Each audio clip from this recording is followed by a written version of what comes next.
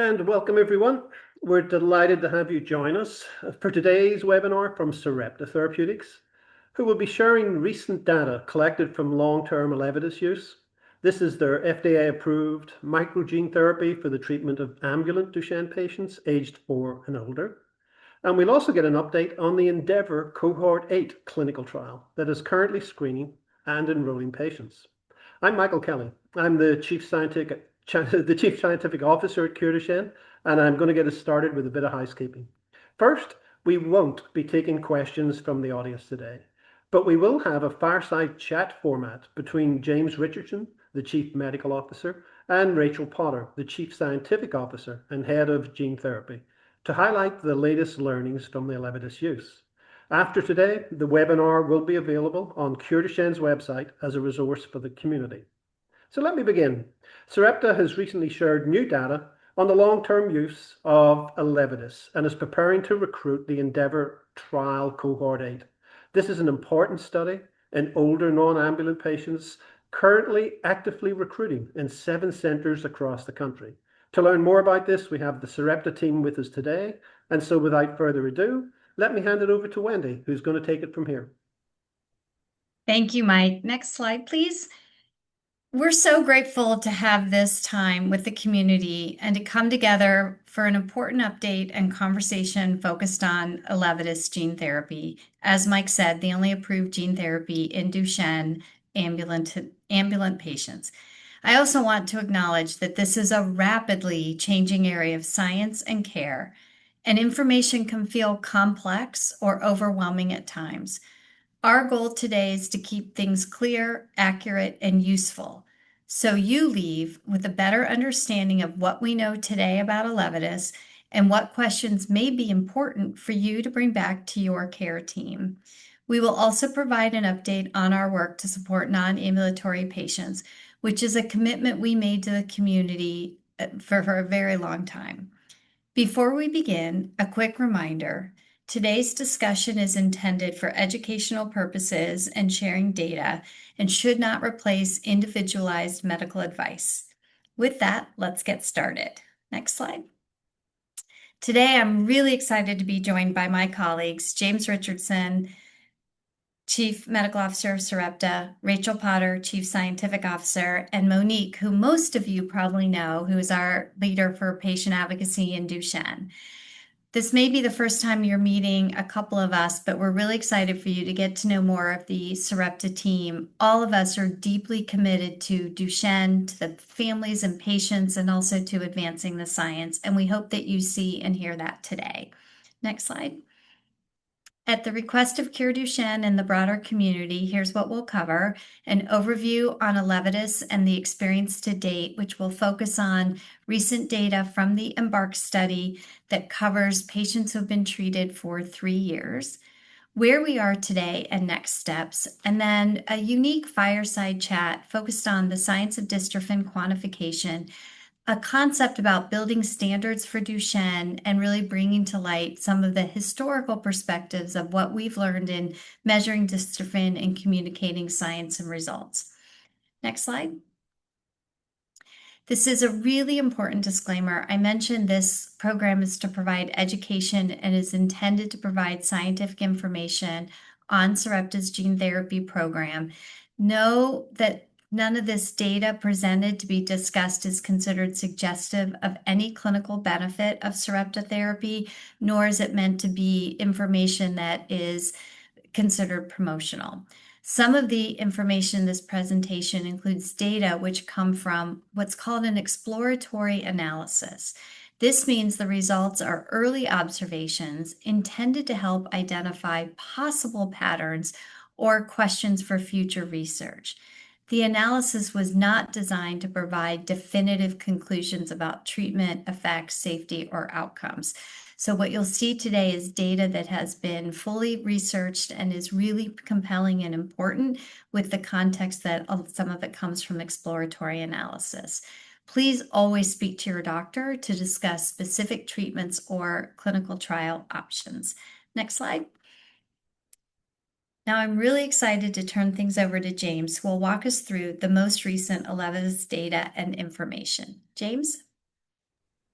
Thank you, Wendy, and good afternoon, everybody. A big thank you to Cure Duchenne for giving us this opportunity to talk to you all and up front, and I'll say it again at the end, but thanks to all of you in the community who have helped build our science and are the foundation of much of which I will talk about so far today. So as Wendy said, I'm the Chief Medical Officer here at Sarepta, but I'm going to actually start a little bit before where my responsibilities normally start, which is within clinical trials, and talk a little bit about the biology of Duchenne, because what happens in muscle early in the disease, I think, really explains an awful lot of what follows.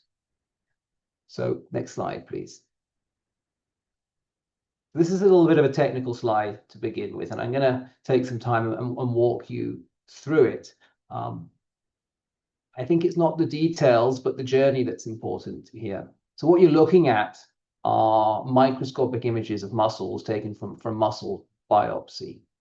The little orange circular shapes you see are essentially muscle fibers seen end on, like you're staring down the end of a tube, because muscle fibers are long and tubular.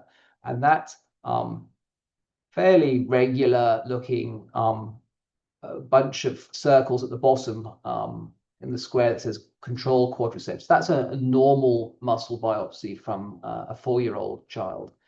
What you have in that bar running from left to right of pictures are biopsies taken from children with Duchenne of increasing ages from 1 through to 8 years of age. And what you can see, even very early at year 1, is that this nice orderly structure is starting to break down. These fibers start to vary in size, some become damaged, some are in the process of degeneration, and over time, that loss of structure becomes much more pronounced. What's important is that this process starts very early, I think much earlier than many people assume. In fact, there's actually evidence that muscle pathology is present even before birth. So from the very beginning, muscle is being lost, not just weakened, not just injured, but structurally lost and replaced with fat and with scar. Next slide. And so this slide explains a little bit about why that early damage matters and talks about that process. Again, it's a little bit complicated, but I'm going to try to walk you through it, starting from the left-hand side, where you see this cycle where muscle becomes damaged. And that muscle is damaged because it's missing the dystrophin protein that normally acts as a shock absorber. And when that muscle is contracted without dystrophin present, you get inflammation. And to begin with, you get muscle repair and regeneration. But because this is not like a sports injury that maybe happens as a one-off, but this is a consistent issue because that dystrophin just isn't there to help protect from these contractions. You get this cycle of injury and inflammation. And over time, this process of repair and healing becomes less effective. And some of these muscle fibers are replaced by permanent scarring, fibrosis and fat, and permanent loss of muscle. The critical point here is that once that muscle has been replaced by fibrosis over on the right-hand side of this slide, this process is not reversible. So the ability to recover potential reduces over time. And so what we're thinking about when we're thinking about treating Duchenne, at the moment at least, is not about rebuilding muscle. Certainly with dystrophin replacement therapies, we're not thinking about rebuilding muscle. We're thinking about preserving muscle for as long as possible. Next slide, please. So this slide just talks a little bit about Sarepta as a company and how we are thinking about rare diseases. So fundamentally, at our core and foundation, we're a Duchenne company, and we are building on that expertise within Duchenne to also look to bring treatments to other diseases, particularly in the near future, other neuromuscular diseases. But Duchenne remains, I think, central to all of our hearts and our expertise. We look at rare diseases, particularly rare muscle diseases, across 3 ways of treatment, 3 modalities. On the left there, we have gene therapy, and that's something we'll talk about in more detail, and something that lends itself quite naturally to Duchenne, where you are looking at adding a functional copy of a gene that is either not working properly or not there, and thus not producing an important protein like dystrophin. We have RNA therapies that try to work with the body's DNA as it is to skip over errors that are within the RNA that is created from that DNA and allow the body to make a functional version of a protein that otherwise would be dysfunctional. And again, that's an approach that's used in Duchenne exon skipping therapies. And then finally, on the right is siRNA. This is a technology used to reduce the levels of toxic proteins. And that's not normally something we associate directly with Duchenne, where Duchenne is this absence of a protein, while there are other diseases, other muscle diseases like myotonic dystrophy that are caused by toxic mRNA or FSHD, which is a toxic protein. And this is a therapy that lets you reduce overexpression of something that's toxic. So although not an obvious approach to Duchenne, understanding the chemistry of these drugs, and particularly how we use these drugs to get to the right places in the body, can lend itself also to understanding how we can improve treatments for Duchenne as well. So I think all three of these modalities, two directly, and the third one by just increasing our understanding of the chemistry of medicines and the way of getting medicines to muscle, all three of these have approaches to create treatments for Duchenne, and two of them already have Duchenne treatments available within the US. Next slide. So we're going to talk in more detail around the androstenedione moxeparvovec, the gene therapy approved for ambulatory patients aged 4 and above in the US. And this is a schematic just orientating you to the fundamentals of gene therapy. So again, the most obvious place to use this kind of gene transfer therapy is where there is a faulty gene that is not producing the protein that it should do, or not producing a functional protein that it should do. And so that's the case in Duchenne, where there is an error somewhere in the Duchenne, the dystrophin gene, and functional dystrophin is not being produced. And so gene therapy packages replacement genetic therapy into the shell of a non-replicating, non-illness causing virus, just the shell of a virus, which over millions of years has developed the ability to get into muscle cells and get into the nucleus where the DNA is transferred into, is transformed into proteins. We utilize that sort of natural ability of these viruses to carry helpful DNA into cells like muscle cells. The challenge with Duchenne particularly is that these viral shells, these delivery vehicles, have limited payloads. They're like a flatbed truck. They can only carry so much, and although they're very good at getting to where they need to get to, if your payload is too big, you just can't load it on. And the dystrophin gene is very, very big. So researchers over many, many years have looked at how you may be able to modify the dystrophin gene and the protein that it produces to make it small enough to fit onto one of these delivery vehicles, but still functional, so still able to do some or most of the jobs that the full-length dystrophin does. But that's far from straightforward, and many proteins may appear to have function, they may appear to work. In mice, you may see expression, you may see those protein numbers come up in human trials where you see numbers like expression numbers. But actually knowing whether that protein is really helping the muscle, that is a higher, harder bar. And we've seen at least one program get all the way through a randomized controlled trial before demonstrating that that protein probably wasn't functional, although it looks very good up until that point. So these are novel designed proteins, and really being able to demonstrate that they are functional is the fundamental thing that we try and do when we design clinical trials. Next slide, please. So this summarizes our experience with this gene moxeparvovec, or ELEVIDYS is the easier name for it, and how many patients have been dosed around the world.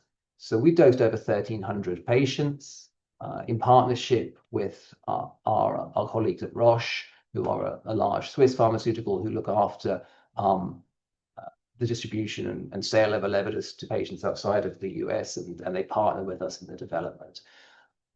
Most of these patients, however, have been dosed in the US, around 245 in clinical trials, and the other 1,100 in the real-world setting.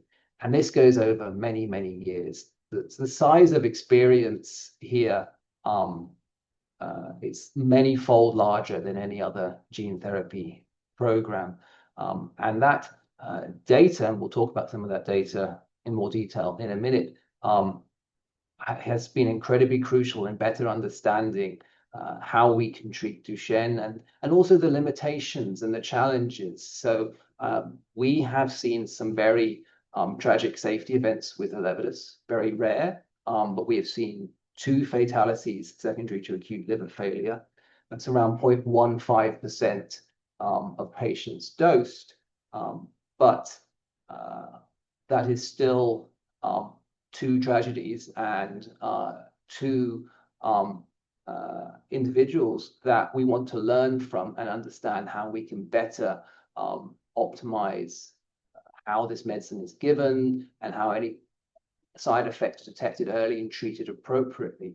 But we didn't see these signals, these events, until 800 patients were dosed. So the size of this data set is really important for picking out some of those things that you may not have seen in smaller, earlier clinical trials. Next slide, please. Along with partnering with the patient and caregiver community, it's clearly incredibly important, and particularly in these times of tragedy like we saw last year with the fatalities, is partnering with the experts out there in the field, the clinicians who are treating and who are investigating both Duchenne directly, and also those who are perhaps not experts in Duchenne, but are experts in areas that are really important when you think about gene therapy, experts in the liver, experts in how the immune system works, experts in transplant. So there are many things in gene therapy that seem similar to organ transplant, and we're taking learnings from that field to understand how can we test and monitor, particularly from a safety perspective, and how can we treat these safety events. And so we brought together, and we do regularly meet with these kind of groups, but we brought together a specific group over a number of occasions last year following the acute liver failure fatalities, to try to understand what had happened and try to understand how we can minimize the risks of that happening in the future. And the findings of this group, I'll talk a little bit about it now, but we've also presented, and they have presented in patient academic forums and published their recommendations. So it's just, I think, an example of the ongoing learning that we see in this field, and our dedication to make sure that we are constantly looking to make sure that we can optimize both how effective these drugs are, but also that they're administered in as safe a way as possible. Next slide, please. And so this is the prescribing information in the United States, and this is really the foundation of how you communicate with physicians around the safe use of medicines. And this is just up here because it takes some of the recommendations taken from the expert committees that we discussed with last year, and we made some very important updates to this prescribing information on the back of the safety events we saw, and on the back of these recommendations from the expert committees.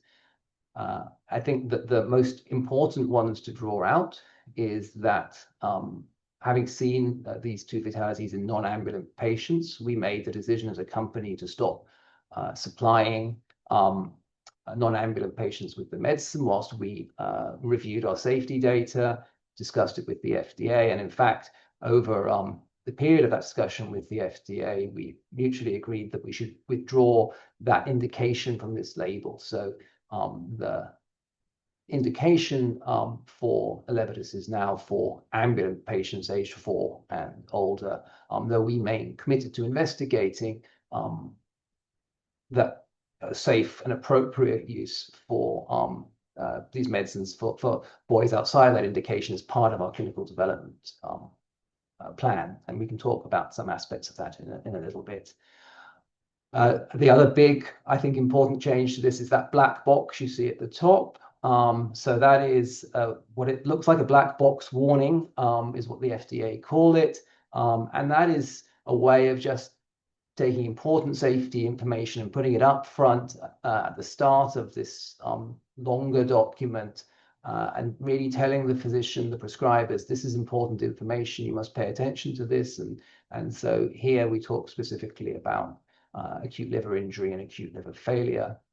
And then finally, on the advice of our experts, we also changed and increased a little bit the way that we monitor blood tests for liver problems after dosing and the advice around how you respond to abnormalities in any of those liver function tests.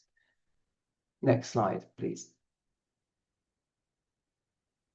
So this is just an example of the medication guide. It is essentially the same information as you see in the prescribing information, but this is a document drawn up in collaboration agreement with the FDA that is for patients and caregivers and provides the same information about the medicine and some of the side effects that you may suffer and you should look out for should you take this medicine. Next slide, please. So moving on now to talking about the data and particularly the efficacy data that have been generated in our clinical trials. We've run clinical trials looking at this treatment in patients from as young as 2 up to patients in their 20s. I think within each line here you see going down is a different clinical trial. And in fact, some of the lines have more than 1 clinical trial on. So I think shows there have been quite a few up to now, but I just wanted to highlight a couple that we'll talk about in a bit more detail. The first one is that study 102, phase 1/2. This was a really important trial for us. This was our first randomized controlled trial. It was in 41 boys, randomized to either placebo or treatment.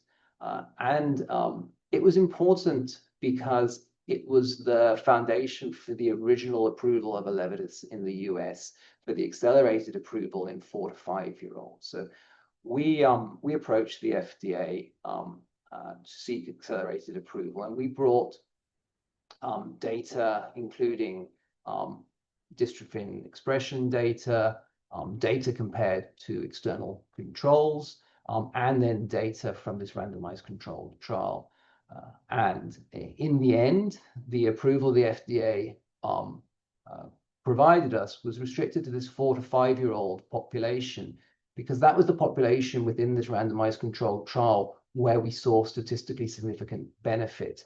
And that the FDA gave us the feedback that this is the evidence that essentially gives us confidence that this engineered microdystrophin protein is functional, and that the data compared to external controls outside of that population is interesting, but it's really the randomized controlled trial data in that particular age group that gives us the confidence to essentially approve this drug under the accelerated approval pathway for that population. And then we went on to conduct the EMBARK study that we'll talk about in a moment, which was there to confirm efficacy in ambulatory patients and allowed us to expand that label out to ambulatory patients over the age of 4. And then I think another couple of quick things to pull up on this slide. Endeavour is a long-running study which has multiple little sub-studies within it called cohorts, that we look at different questions around the use of the gene therapy. And we're up to cohort 8 now in this study, and that cohort 8 is looking at the administration of sirolimus, a drug to dampen the immune system when you give gene therapy, and to see whether that helps when you give gene therapy to non-ambulant patients control elevations in liver enzymes. And so again, I'll have a little highlight of that at the end, but that's an important study for us. Next slide, please.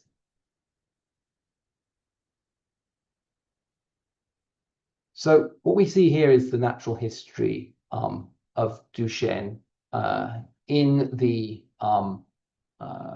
context of the North Star ambulatory assessment, which many of you will know. It's a measure of lots of different functional abilities, and you can score up to 34.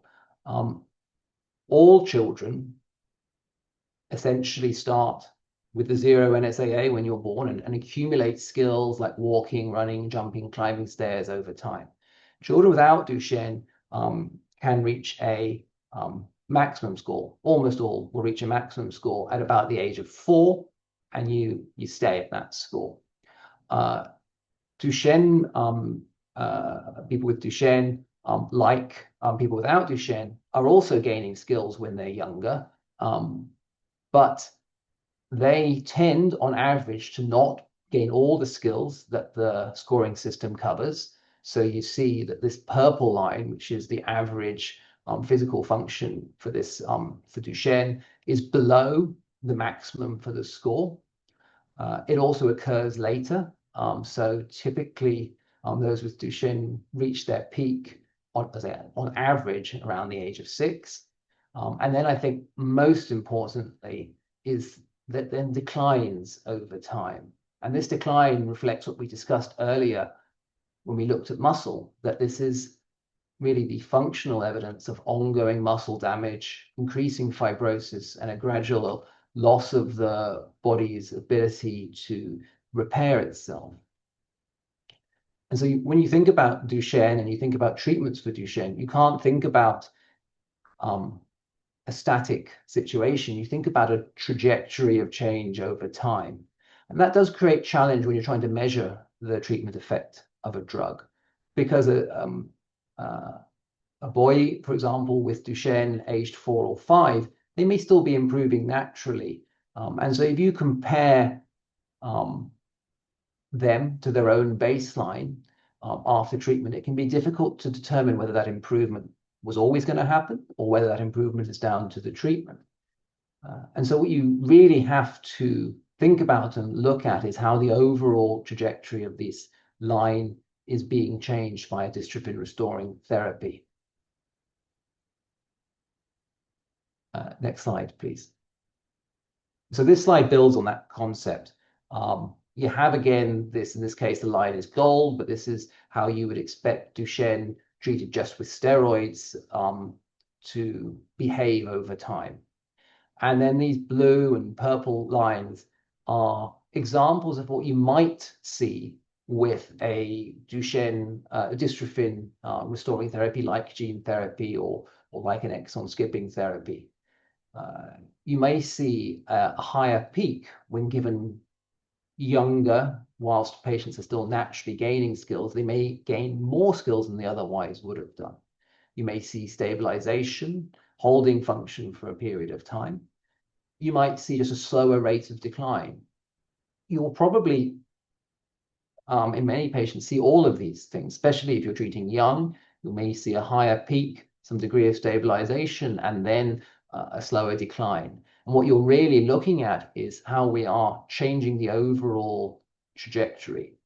I think a really good analogy for this is if you're flying from New York to Los Angeles, and you take off and you change where you're supposed to be going by a couple of degrees, when you're flying over New York State, you may not be too far away from where you should be, but you continue that trajectory change across to the other to the Pacific coast, and you may well end up in Canada rather than LA because of that change in trajectory you see versus where you were expected to go. And that's a little bit how we think about dystrophin restoration therapies in Duchenne, that we are changing the trajectory or attempting to change the trajectory, and that we'll see differences manifest and grow over time compared to the natural history. So that is the hypothesis, and that's something that one of the questions that we really wanted to look at and answer within, or start to answer within this 3-year data from the EMBARK study. Next slide, please. Next slide, thank you. This is an overview of the EMBARK study. So that's a phase 3 study, which basically means it tends to come at the end of a few earlier trials and is usually larger and designed to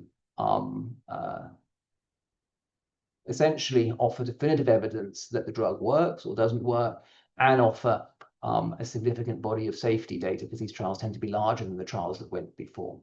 They are, as in the case of this trial, often randomized and blinded, meaning that you may be allocated either the treatment or a placebo in this case, and that you don't know which one you got until the end of the study.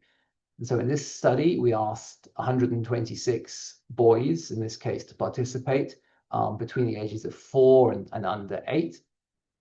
And they were randomized equally, so 64 in one arm and 62 in the other arm, so nearly equally, to either gene therapy or placebo. They don't know which one they got. Both groups got steroids, so we increase baseline steroids for a period of around about 60 days after infusion. These steroids are doses increased to reduce the side effects seen by an immune reaction to the gene therapy. Both the gene therapy and the placebo group got these increased steroids, so you don't know which is which, and you know that it's not steroid change that's driving any functional differences you see. We looked at the primary endpoint of the study after a year, which was NSAA, and then the arms swapped over. So if you got placebo in year 1, you get gene therapy in year 2, and if you got placebo, you get vice versa. If you got placebo, you get gene therapy, and then you were followed out for another year, still not knowing which treatment you got. And then at the end of 2 years, the study was unblinded, meaning at that point you were told what you got, and whether you got gene therapy at the start of the study or after 1 year. And then there was an invitation to continue being followed up in our long-term follow-up study, Expedition, or Study 305, which follows those who want to be followed up for a further 5 to 10 years after dosing. So what we're going to talk about today in detail is the patients who were dosed with gene therapy at the very start of the study. Those patients are now out to 3 years, and so we can look at the effect of gene therapy over those 3 years. Next slide, please. So this is the readout at 3 years, and so in year 1, we look at the difference between treatment and placebo, and so I'll talk about that on the next slide.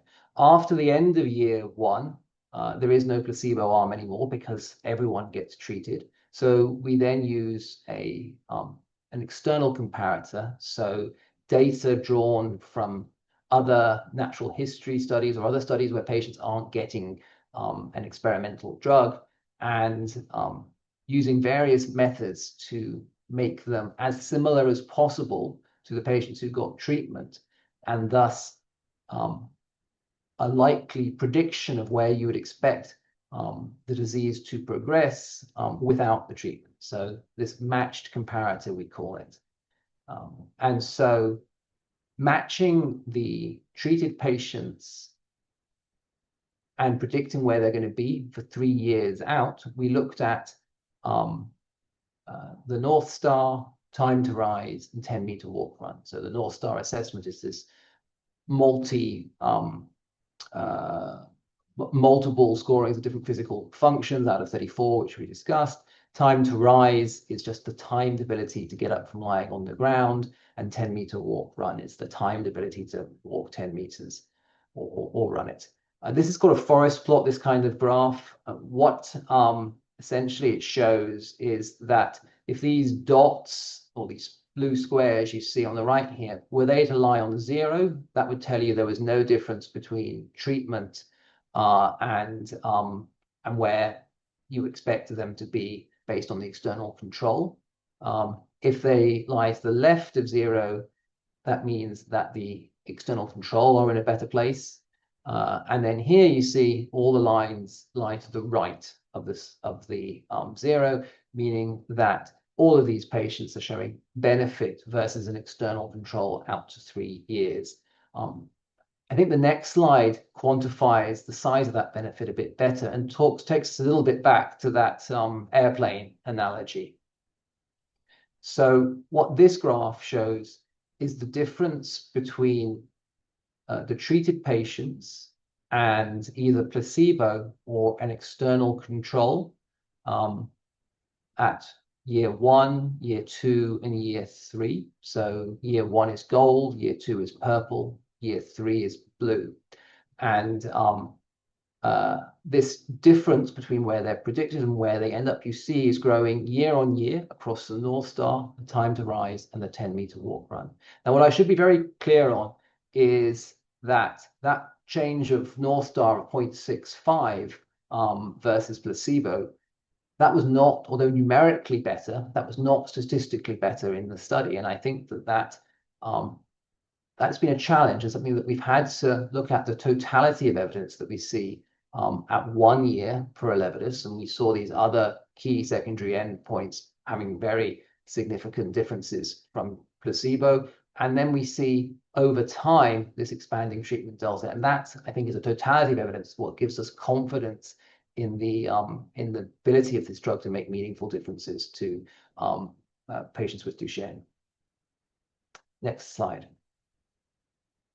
So this is the North Star assessment broken down versus external controls at year 2 and year 3. And so I think an important bit to pull out here is that whilst we see the difference between treatment and external control growing year on year, that doesn't mean that the patients are improving. What you're actually seeing, I think, is really disease stability, which is what you're seeing in the gold bar here at year 2 and year 3, where above 0 means they're above their baseline when they were tested at the beginning of the study, versus the decline in function that you're seeing getting larger year on year, which is the gray bar here in the year 2 and year 3 plot. So again, the expectation, if you go all the way back to that slide of the curve and the blue lines coming off the curve, is about changing the trajectory of that curve, about trying to stabilize disease and slow decline. And over time, you see that change in trajectory manifesting itself as bigger numbers versus where you would expect to be, because sadly, untreated, we know that Duchenne patients continue to decline, that muscle continues to become more and more replaced with fat and fibrosis that we can't at the moment bring back, although many people are trying. I'm hopeful that will be a therapeutic modality in the future. Next slide. So a similar message here with the timed function tests. So here, the gold are the treated patients over 3 years, and the gray is the external control patients. If the lines go up from 0, that is patients taking longer to perform this task, so that is worsening. So the gold line you see here, it is above 0 out at 3 years. But what we're seeing is a much flatter line, a much stabler line than the gray line here, which we're showing is that steep decline over time. And again, it's kind of the other way up, but it's another way of just showing how we're thinking about changing the shape of that curve. Next slide, please.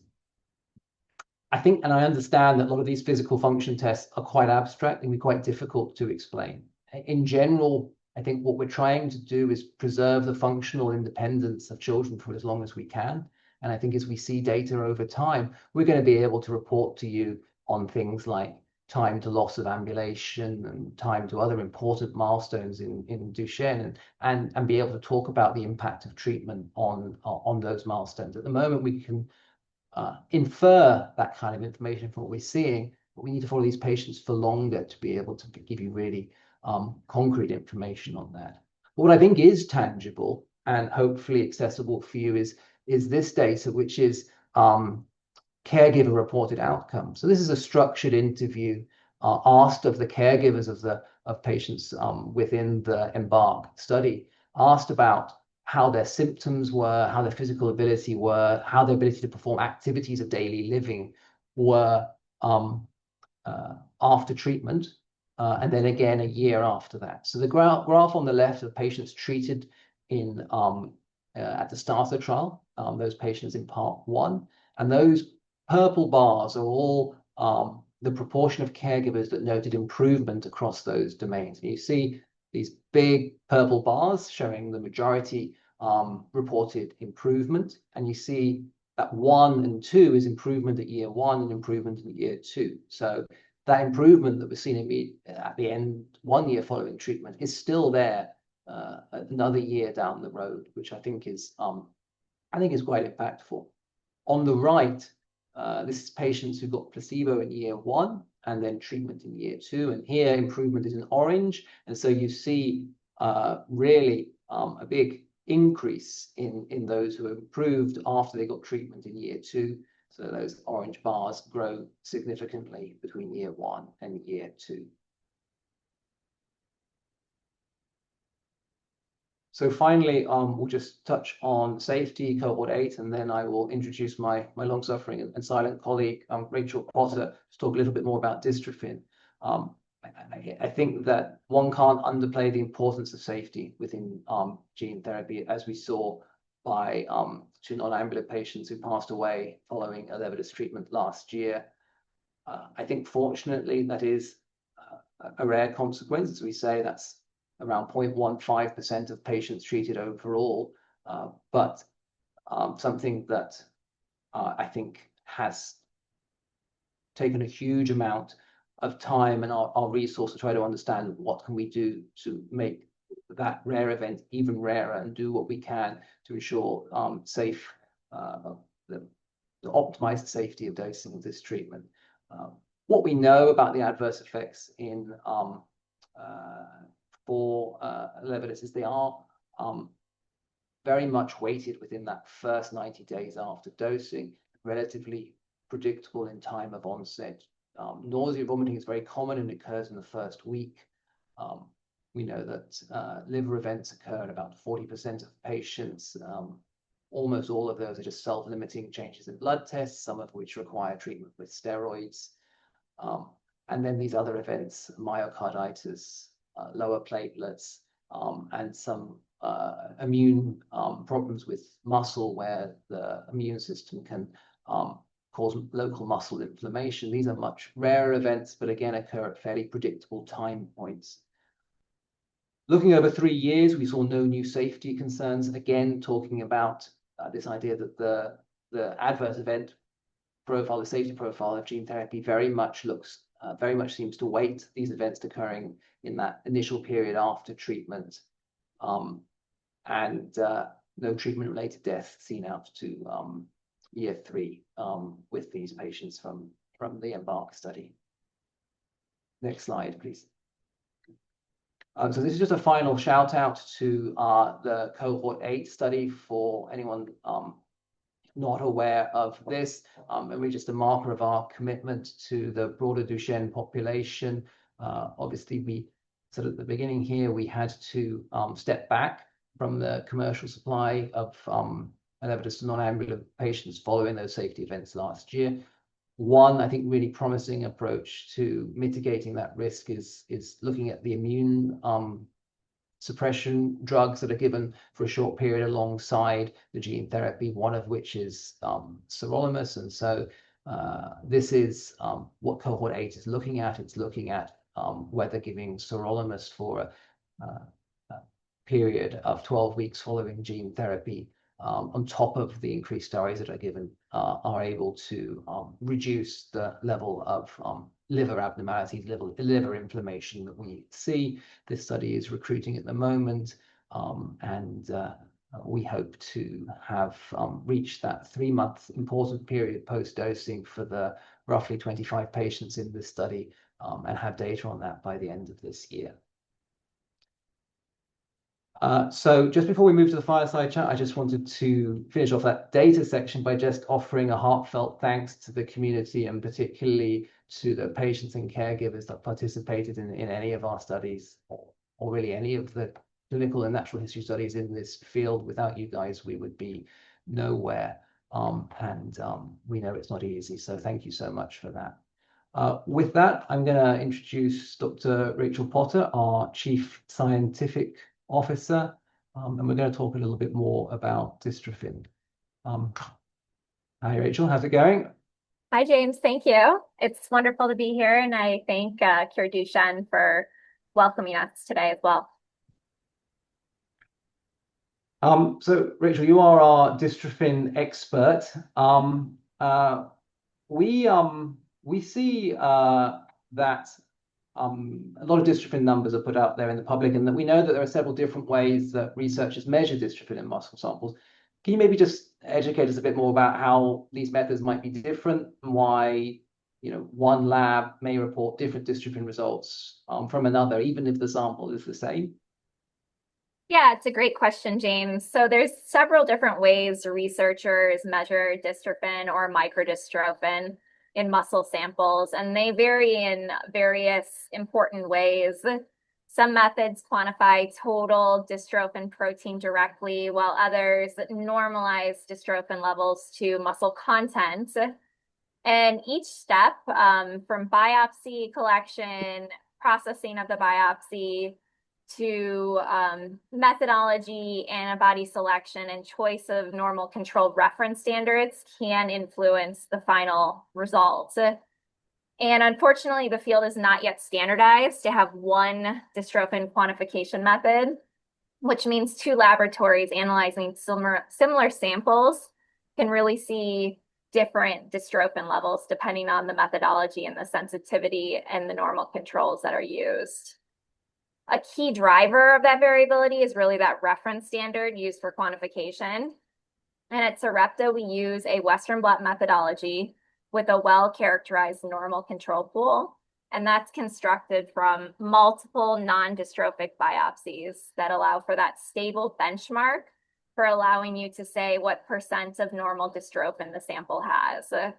And so that's really important. And the other piece to this is really understanding the amount of muscle content in these biopsies. Depending on the age or the patient's ambulatory status, you can have varying amounts of fibrotic or non-muscle tissue. And so it's important to have transparency when you're looking at a muscle content adjustment approach.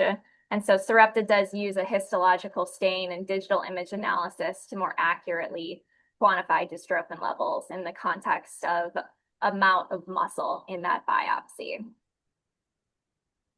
That's really interesting, Rachel. So, I mean, I guess it kind of challenges a little bit about what we think about what normal is. I mean, what do we know about the normal range of dystrophin levels in healthy children, and how does that compare to what you see in Duchenne?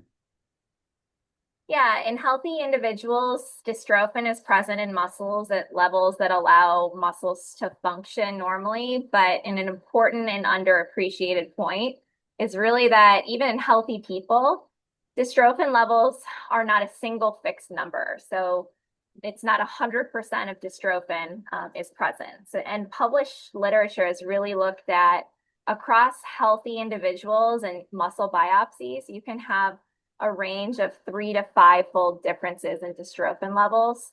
So that really comes to a span of 31% to upwards of 171% of dystrophin levels. And so boys with Duchenne muscular dystrophy have little to no dystrophin.